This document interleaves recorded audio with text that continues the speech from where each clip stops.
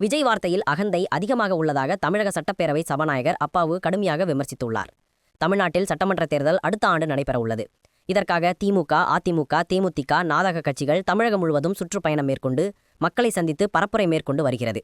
அந்த வகையில் தமிழக அரசியல் களத்திற்கு புதிய வரவாக வந்துள்ள விஜயின் தமிழக வெற்றிக் கழகம் முதல் முறையாக சட்டமன்ற தேர்தலை எதிர்கொள்ள உள்ளது.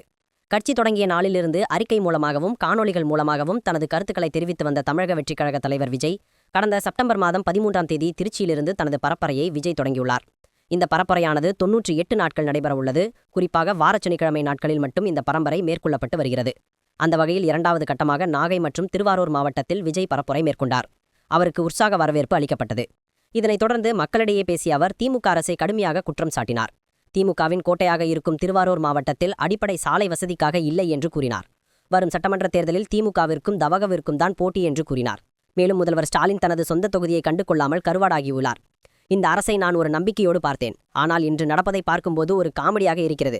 நேரடியாகவே கேட்டுவிடுகிறேன். என்னை மிரட்டிக்கொண்டு அடக்க முயற்சிக்கிறீர்களா? உங்கள் கொள்கை பேரில் குடும்ப ஆட்சிதான் இன்று நடந்து கொண்டு இருக்கிறது. நான் மக்களை சந்திக்கக்கூடாதா?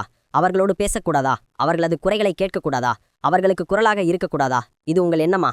சரி, ஒரு அரசியல் தலைவனாக அல்லாமல் ஒரு தமிழர், ஒரு குடும்பத்தின் ஒரு பிள்ளையா என் மக்களை பார்க்கச் செல்லக்கூட முடியாதா? இதுக்கும் தடையா? இந்த அடக்குமுறைகளை வேண்டாம் சார். 2026இல் போட்டி இருவருக்குத்தான். ஒன்று தமிழ்நாடு வெற்றிக் கழகம், மற்றொன்று திமுக. மக்களை தீர்மானிக்கப் போகிறார்கள். தில்லா கெத்தா நேர்மையான தேர்தலுக்கு வாருங்கள் சார் என்று கூறினார். விஜயின் இந்த பேச்சு திமுக தலைவர்களிடையே பெரும் கொந்தளிப்பு ஏற்படுத்தியுள்ளது. இந்த நிலையில் செய்தியாளர்களை சந்தித்த சபாநாயகர் அப்பாவு, விஜயின் பேச்சில் அகந்தை உள்ளது. சினிமாவில் பேசுகிறதைப் போல் விஜய் சிஎம் சார் என்று கூறுகிறார். இது தவறு. எந்த தைரியத்தில் இந்த அகந்தை வருகிறது என்று தெரியவில்லை. கட்சி ஆரம்பிக்க ஆனந்தா அவர்களுக்கு அமித்ஷா கூறியதன் பேரில்தான் தொடங்கியுள்ளனர். அருண்ராஜ் மத்திய அரசின் பதவியில் இருந்த ஒருவர்தான் முதலமைச்சருக்கும் அல்லது பிரதமர் மோடி அமைச்சருக்கு கண்ணியக்குறைவான வார்த்தைகளை பயன்படுத்துவது தவறு யாராக இருந்தாலும். மாண்புமிகு முதலமைச்சர், மாண்புமிகு பிரதமர் என்றுதான் அழைக்க வேண்டுமே தவிர அவர்களின் பெயரைச் சொல்லி அழைக்கக்கூடாது என்று சினிமாவில் பேசுவதைப் போல் வசனம் சொல்லக்கூடாது என்று. ஏனென்றால் இதை மக்கள் விரும்பவில்லை என்று பதிலடி கொடுத்துள்ளார். இது போன்ற தகவல்களுக்கு நமது சேனலை சப்ஸ்கிரைப் செய்யவும்.